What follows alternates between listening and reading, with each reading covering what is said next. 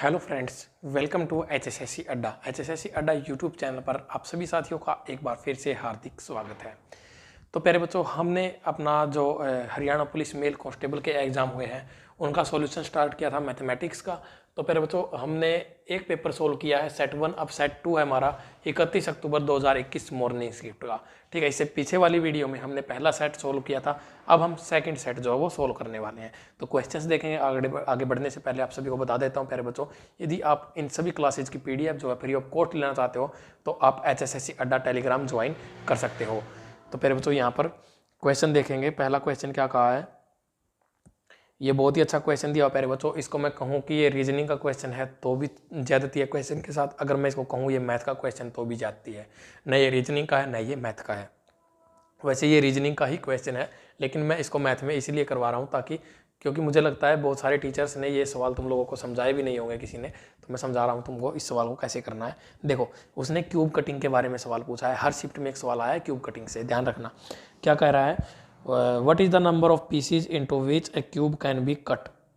एक दिशा में 3 कट, अच्छा एक क्यूब है प्यारे बच्चों, वो उसको काटना चाहता है। ठीक है, एक दिशा में कितने कट मार रहा है प्यारे बच्चों, वो पहले मार रहा है वो कितने कट, 3 कट। ठीक है, ध्यान रखना है, जो जो चीजें वो कह रहा है वो साथ के साथ लिखो। दूसरी दिशा में मारता है वो 6 कट, और तीसरी दिशा में कितने कट मारेगा, तीसरी दिशा में मारेगा वो 7 कट। ठीक है, अब उसने पूछा क्या है, लगाते हुए एक घन को कितने टुकड़ों में काटा जा सकता है। एक घन को कितने टुकड़ों में, what is the number of pieces into which a cube can be cut. ठीक है, अगर कट मारे उसने, एक साइड से मार दिया ऐसे 3, ऊपर से मार दिए 6 और नीचे से मार दिए 7, इस तरह से उसने कट मार दिए, तो वो पूछना ये चाहता है कि कितने टुकड़े जो है इसके बन जाएंगे। तो फिर बच्चों, इस तरह का सवाल जब भी तुम्हें पेपर में दिखे तो हमारा जो ना फॉर्मूला वगैरह इसका अलग होता है, किसी दिन अच्छे से समझाऊंगा, क्लास अलग से लूंगा इसके ऊपर, क्योंकि अब HSSC ने ये सवाल पूछ लिया तो आगामी एग्जाम्स में भी ये क्वेश्चन जो है आने के चांसेस हैं। जब भी इस तरह से चीजें देगा ना वो तुम्हें बस एक चीज याद रखना, इनमें सभी में क्या कर देना +1, इसमें भी क्या कर देना +1, और इसमें भी क्या कर देना +1। बस क्या आ जाएगा फिर, ये आ गया 4, ये आ गया 7 और ये आ गया 8, इन सभी को आपस में क्या कर दो, मल्टीप्लाई। तो 4 7 28, 28 की गुणा करोगे कितने से, 8 से, 8 8 64 का 4 हासिल 6, 8 दूनी 16 और 6 22, तो टोटल कितने बन जाएंगे प्यारे बच्चों, 224। कितने बनेंगे, 224 गन जो है, टुकड़े जो है वो बन जाएंगे इसके। बी ऑप्शन जो है हमारा इस सवाल का राइट आंसर रहेगा। ठीक है, ध्यान सिर्फ ये की चीज रखनी है, यहाँ से जितने उसने कट बोला है वही कट लिखेंगे, +1 करेंगे। ठीक है, इस तरह का सवाल भी आएगा अब कि एक घन को 224 टुकड़ों में काटा गया है तो मिनिमम कितने जो है टुकड़े उसके बनेंगे, तो मिनिमम कितने जो है उसके अंदर कट हमें मारने पड़ेंगे। इस तरह का सवाल भी आता है पेपर के अंदर। सारी चीजें मैं करवाऊंगा आगे, जैसे जैसे सवाल आएंगे इनके ऊपर एक अलग से स्पेशल क्लास बनेगी, आधे घंटे की क्लास बनेगी, आधे घंटे की भी नहीं बनेगी मेरे ख्याल से, तो 20 मिनट में ही सब कुछ समझा दूंगा तुम्हें, चिंता मत करना। नेक्स्ट क्वेश्चन क्या कहा है, बहुत ही अच्छा क्वेश्चन है HCF LCM का। इस तरह का मैंने शायद 1-2 सवाल तुम लोगों को पहले करवाया भी हुआ है। ये सवाल क्या है, एल्जेब्रिक जो उसने पोलिनोमियल दे रखे हमें, उसने क्या कहा है, x² -1। एक तो है हमारे पास ये संख्या और दूसरी है px² -q इंटू x+1, और आगे क्या कह रहा है वो का HCF क्या है। इनका जो HCF है प्यारे बच्चों वो हमारे पास दिया हुआ कितना, x-1, कितना है भाई, x-1, ये हमारा क्या है, HCF है। तो आगे क्या कह रहा है वो, हमें यहाँ से इनके बीच रिलेशन दिखाना है। 4 ऑप्शन अपने सामने अवेलेबल हैं, p = 2 q, q = 2p, 3p = 2p, इस तरह से हमारे पास 4 ऑप्शन दिए हुए हैं। हमें बताना जो p और q के बीच का जो रिलेशन है, इस p और q के बीच का, p और q के बीच का रिलेशन हमें बताना है कि क्या होगा। तो पहले तो जब इस तरह का सवाल तुम्हारे सामने आए ना, मैंने शायद इस तरह का सवाल तुम्हें करवाया जरूर है, ये मुझे ध्यान नहीं किस क्लास में करवाया, हो सकता है मैंने HCF LCM की जो मैराथन क्लास है उसमें करवाया हो सकता है मैंने जो अपना कोर्स है कंप्लीट उसके अंदर करवाया, लेकिन करवाया जरूर है। इस तरह का मैंने 1-2 सवाल करवा रखे हैं, तुम लोगों को ध्यान रखना। तो पहले बच्चों उसने क्या कहा है, HCF हमारा क्या है, x-1। तो पहले बच्चों जो x-1 है हमारा, इसको मैं 0 के इक्वल पुट करूंगा तो x मेरा किसके इक्वल आ जाएगा, 1 के इक्वल आ जाएगा। किसके इक्वल आ जाएगा भाई, 1 के इक्वल। तो x मेरा 1 आ गया। तो ये दो इक्वेशन दी ना, इन दोनों को एक दूसरे के आमने सामने रख देते हैं इक्वल टू, क्योंकि p और q का रिलेशन हमें यहाँ से शो करना है, तो दोनों संख्याओं की हमें जरूरत पड़ेगी। 2 इक्वेशन हमारे पास अवेलेबल होंगी तो ही हम क्या करेंगे, रिलेशन निकाल पाएंगे। तो यहाँ पर करना क्या है, हमें x की वैल्यू 1 पुट करो। x की वैल्यू 1 क्यों पुट कर रहे हैं, क्योंकि जो HCF होता है ना, वो किसी भी संख्या को, कोई भी संख्या हमारे पास दी होगी ना, उसको x क्या करेगा, जो x-1 है ना, जो HCF होता है वो उसको डिवाइड करेगा, पूरा उसको भाग करेगा। तो इसीलिए हमें x के यहाँ पर वैल्यू 1 लेंगे, तो यहाँ पर जैसे ही हम 1 वैल्यू पुट करेंगे तो वो क्या करेगा, इनको डिवाइड करेगा। ये हमारी इक्वेशन जो है वो 0 के इक्वल आएगी और ये भी हमारी क्या आएगी, 0 के इक्वल। या तो तुम ऐसे कर लो, इन दोनों को एक दूसरे के आमने सामने रख लो, अदरवाइज तुम चाहो तो यहाँ पर इसको आउट कर सकते हो, इसको इक्वल टू 0 भी रख सकते हो, तब भी हमारा आंसर क्या आएगा, बिल्कुल सेम आएगा, कोई दिक्कत नहीं होगी। तो यहाँ पर वैल्यू पुट करेंगे x की कितना 1, x की वैल्यू 1 पुट करेंगे तो ये क्या बन जाएगा, p गुणा 1, ठीक है। p गुणा 1 करेंगे तो खाली p बचेगा, माइनस क्यों के साथ हम मल्टीप्लाई करेंगे किसको, x के वैल्यू यहाँ पर 1 पुट करेंगे और यहाँ पर क्या है प्लस का 1, तो ये क्या हो जाएगा कुल मिलाकर 2, यानी कि क्या बन जाएगा 2q। तो ये किसके इक्वल, हमारा 0 के इक्वल है। तो p बराबर है ये 2q, उधर जाके प्लस का हो जाएगा, p बराबर किसके आ जाएगा, 2q के इक्वल आ जाएगा। तो किसके इक्वल आ गया, 2q के, यानी कि ए ऑप्शन जो हमारा इस सवाल का क्या हो जाएगा, राइट आंसर। कोई दिक्कत कोई परेशानी, बिल्कुल आसान सवाल था। जिसको समझ में नहीं आया है वो वीडियो को रिपीट करके देखेगा तो सवाल जरूर समझ में आएगा, ठीक है। मैं बहुत सारे, बस मैं कुछ कहना नहीं चाहता इस सवाल के ऊपर, बहुत सारे बच्चों के मेरे पास व्हाट्सएप पे मैसेज आए हुए थे कि सर इस सवाल का सॉल्यूशन क्या होना चाहिए, क्या होना चाहिए, क्या होना चाहिए। मैंने कहा था कि भाई 1-2 दिन रुक जाओ, मैं थोड़ा सा जो है अपनी जीरी का अभी टाइम चल रहा है, धान की फसल जीरी का टाइम जो चल रहा है उसमें थोड़ा बिजी था मैं 4-5 दिन से पिछले, तो इसीलिए सॉल्यूशन नहीं दे पा रहा था। तो अब मैं जो है सारे सॉल्यूशन लगातार, कोई सिंगल क्वेश्चन भी नहीं रहेगा मैथ का जो इन पेपरों में आया होगा, बाय मिस्टेक मेरे सामने नहीं आया, चूक गया मैं उसको वहाँ से निकालने से पेपर में से, तो हो सकता है कि रह जाए, अदरवाइज नहीं रहेगा। नेक्स्ट क्वेश्चन क्या है, फिर से यहाँ पर वेन डायग्राम का क्वेश्चन आया हुआ है। क्या कहा उसने, कक्षा 12 के 38 छात्रों के लिए आयोजित एक परीक्षा में 15 जीव विज्ञान में और 25 रसायन में पास हो जाते हैं। तो बहुत बढ़िया बात है भाई। ये तो टोटल कितने स्टूडेंट है प्यारे बच्चों, टोटल है हमारे पास 38 स्टूडेंट, ठीक है। टोटल लिख लो हमेशा 38 स्टूडेंट, ठीक है। ये हमने बनाया अपना वेन डायग्राम। मैं तो वेन डायग्राम से ही करवाता हूँ इन सवालों को, हमेशा करवा तो मैं हर तरीके से देता हूँ, लेकिन करता हूँ खुद। अगर मुझे खुद से करना पड़ेगा तो मैं वेन डायग्राम से ही सवाल को करूँगा। ये हमारा क्या हो गया, जीव विज्ञान यानी कि बायोलॉजी, और ये हो गया हमारा केमिस्ट्री। तो पहले बच्चों यहाँ पर उसने क्या कहा है, उसने एक बात कही है, 15 तो बायोलॉजी में पास होते हैं, यहाँ पर लिख लेते हैं, और 25 स्टूडेंट क्या हमारे केमिस्ट्री में पास हो जाते हैं, यानी कि रसायन विज्ञान में पास हो जाते हैं। आगे बढ़ते हैं। एक छात्र ऐसा जो दोनों विषयों में फेल हो जाता है, बहुत बढ़िया बात। अभी एक छात्र जो दोनों में फेल हो सकता है, तो टोटल पास होने वाले कितने बनेंगे, 37 बनेंगे। बस ये चीज़ है यहाँ पर इंपॉर्टेंट थी। तो केवल जीव विज्ञान में पास होने वाले छात्रों की अधिकतम संख्या ज्ञात करो। Failed in both, find the maximum number of students who passed only in biology, ठीक है। हमें निकालना है ओनली इन बायोलॉजी, जो स्टूडेंट सिर्फ और सिर्फ बायोलॉजी में पास हुए हैं वो निकालने हैं, उनका केमिस्ट्री से कोई लेना देना नहीं होना चाहिए। अब प्यारे बच्चों एक बात मुझे बताओ, इन दोनों का सम करेंगे कितना आएगा, 15 और 25 कितना बन जाएगा, 40 बन जाएगा। लेकिन टोटल स्टूडेंट पास होने वाले कितने हैं, 37 हैं।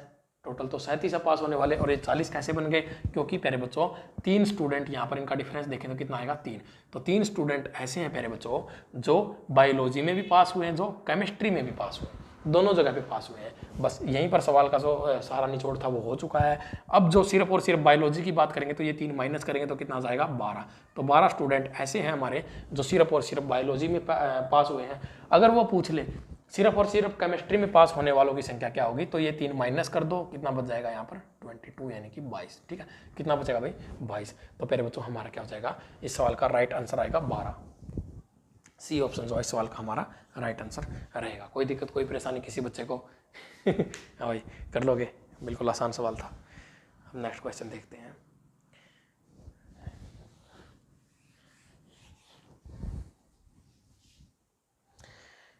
ये बिल्कुल आसान सवाल है, फिर से तुम्हारा टाइम एंड स्पीड के टॉपिक से सवाल है।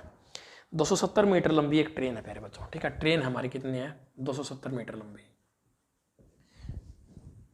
36 किलोमीटर प्रति घंटा की गति से चल रही है। प्यारे बच्चों अगर 36 किलोमीटर पर हावर की स्पीड है, मैंने क्या कहा था, 18 का कितने गुना है, 2 गुना, तो 5 का 2 गुना कितना हो जाएगा, 10 मीटर पर सेकंड। बस ये हमारी क्या हो जाएगी, इसकी मीटर पर सेकंड में स्पीड। तो वह 180 मीटर लंबे पुल को पार करने में कितना समय लेगी। तो प्यारे बच्चों इसमें क्या करेंगे, 180 मीटर ऐड करो, कितना आ जाएगा 450, और 10 मीटर की स्पीड है, टाइम कितना लेगी 45 सेकंड का। बोलो हाँ, हो जाएगा। तो डी ऑप्शन जो है इस सवाल का राइट आंसर हो जाएगा। बस इतना ही सवाल था, इसमें कुछ था नहीं। अब नेक्स्ट क्वेश्चन देखते हैं। अगला क्वेश्चन क्या पूछा हुआ है, यदि एक लंबवृत्तीय बेलन यानी कि एक सिलेंडर की बात आ गई, बेलन की बात आ गई, तो मेंसुरेशन से सवाल आ गया, 3D से सवाल आ गया प्यारे बच्चों, ठीक है। क्या कहा है, ऊंचाई को समान रखते हुए आधार की त्रिज्या को आधा कर दिया जाता है तो घटे हुए बेलन के आयतन का मूल बेलन के आयतन से अनुपात क्या होगा। ठीक है, घटे हुए का बताना है हमें पहले। तो प्यारे बच्चों हमारे पास दो बेलन होंगे। ठीक है, इस तरह से बेलन होता है, ये एक सिलेंडर होता है प्यारे बच्चों। ठीक है, तो उसने क्या कहा है, देखो दो सिलेंडर अपने पास अवेलेबल हैं, इन दोनों के बीच में हमें वॉल्यूम का रेशो निकालना है। ठीक है, वॉल्यूम क्या होता है, पाई आर का स्क्वायर एच, ये हमारा क्या होता है, सिलेंडर का वॉल्यूम। तो प्यारे बच्चों यहाँ पर चीज़ों को ध्यान रखना है, बस जो स्टेटमेंट में कहा है वो एक एक चीज़ नोट कर लेना, क्या कह रहा है ध्यान से समझो। क्या कहा है, एक लंबवृत्तीय बेलन के ऊंचाई को समान रख दिया। ठीक है, ऊंचाई हाइट जो इसकी भी एक है और इसकी भी क्या है, एक है। अब बात आती है दूसरी की,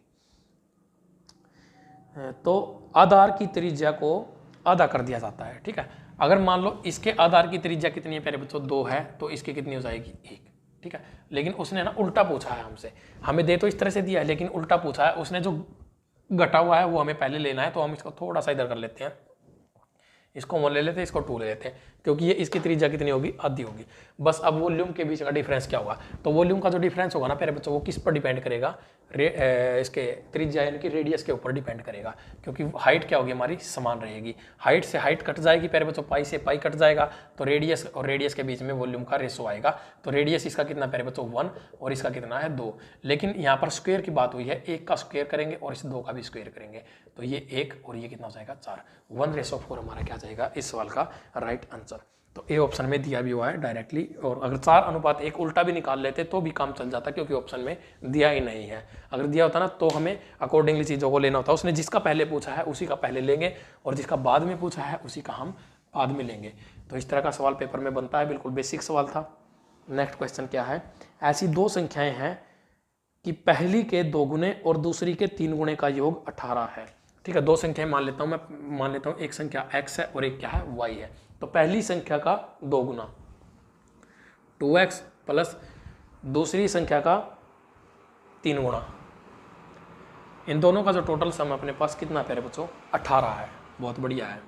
आगे क्या कहा उसने, दूसरी स्टेटमेंट पढ़ेंगे, जबकि पहली के 3 गुणे यानी कि पहली संख्या अपनी कितनी है, x, इसका 3 गुना प्लस दूसरी के 2 गुणे का योग 2y बराबर कितने के, 17 के हैं। बस ये हमारे पास क्या बन गई, एक लीनियर इक्वेशन। दो लीनियर इक्वेशन है, इन दोनों को आपस में इनका वेरी करेंगे, इनको आपस में इनका डिफरेंस निकालेंगे, एक दूसरे में से इसको माइनस करेंगे, तो हमारे पास x और y की वैल्यू जो है निकल के आ जाएंगी। तो पहले बच्चों हम हमेशा करते क्या है, इस इक्वेशन को 3 से गुणा कर लो, पूरी इक्वेशन को मल्टीप्लाई बाय 3 और इस पूरी इक्वेशन को मल्टीप्लाई बाय 2, क्योंकि हमें x यहाँ से आउट करना है। तो 3 से गुणा करेंगे तो क्या बनेगा, 6x प्लस 3 × 9y बराबर कितने के, 18 × 54 के।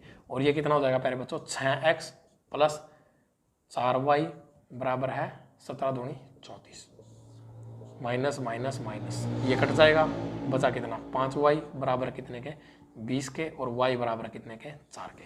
हमें निकालना क्या है प्यारे बच्चों, यहाँ से दोनों में से बड़ी संख्या क्या होगी। तो प्यारे बच्चों हमारे पास एक संख्या तो आगे कितनी, 4। अब x की वैल्यू निकालनी पड़ेगी। x की वैल्यू किसी एक इक्वेशन में यहाँ पर पुट कर दो। ठीक है, इस इक्वेशन में हम x की जो है y की वैल्यू जो है पुट कर देते हैं, तो x की वैल्यू निकल आएगी 2x प्लस 3 चौके 12 बराबर है 18 के, 2x बराबर है कितने के, 6 के, और x बराबर कितने के, 3 के। ये y की वैल्यू और ये x की वैल्यू है। अब यहाँ पर पूछा क्या उसने, बड़ी संख्या, तो बड़ी संख्या अपनी क्या होगी, y होगी, यानी कि 4 डी ऑप्शन के अंदर दिया हुआ है। ये हमारा क्या हो जाएगा इस सवाल का राइट आंसर। बोलो हाँ, कर लोगे भाई।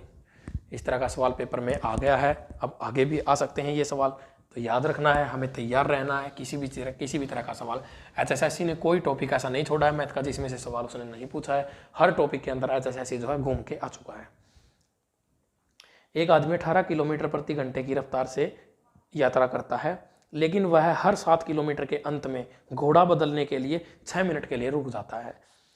90 किलोमीटर की दूरी तय करने में लगने वाला समय क्या होगा।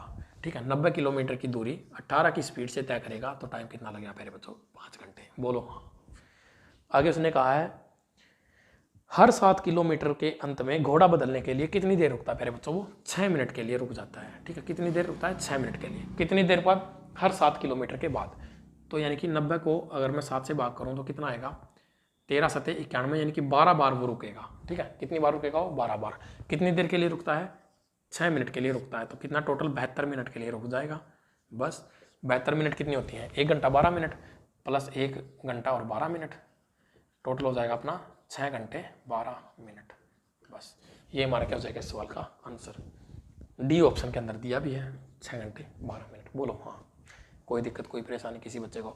तो मुझे उम्मीद है प्यारे बच्चों ये सारे सवाल जो मैंने करवाए हैं आपको समझ में आ गए होंगे। किसी भी बच्चे का अगर कोई भी डाउट रहता है तो प्यारे बच्चों वो मुझे अपना जो डाउट है कमेंट बॉक्स में कमेंट कर सकता है। अदरवाइज HSSC अड्डा और मेरा नंबर है 7988101412, इस नंबर पर मुझे अपना जो है इन्फॉर्मेशन दे सकता है प्यारे बच्चों, अपना सवाल पूछ सकता है। मैं हर बच्चे का जो रिप्लाई है वो करने की कोशिश करता हूँ विद इन टाइम। और प्यारे बच्चों इसके अलावा अपना कंप्लीट मैथ का कोर्स सक्सेस हरियाणा ऐप के ऊपर अवेलेबल है।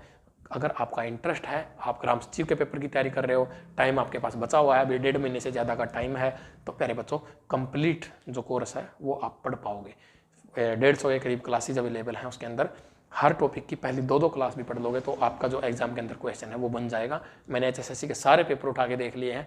HSSC इतने ज़्यादा लेवल के क्वेश्चन पूछता ही नहीं है, पूछता है लेकिन बेसिक से पूछता है और डायरेक्ट फार्मूला बेस्ड क्वेश्चन पूछता है HSSC, और हमेशा नए क्वेश्चन पूछता है HSSC। तो मुझे उम्मीद है प्यारे बच्चों आप लोग हर चीज़ को एक काफ़ी जो अब जो टाइम है प्यारे बच्चों, ये इस टाइम को आपको गंवाना नहीं है। अपनी जो तैयारी है उसको आप कितना एफर्ट लगाते हो वो आपका जो रिजल्ट आएगा उसी के ऊपर डिपेंड करेगा। तो प्यारे बच्चों मिलते हैं नेक्स्ट क्लास में। जय हिंद, जय भारत, जय किसान।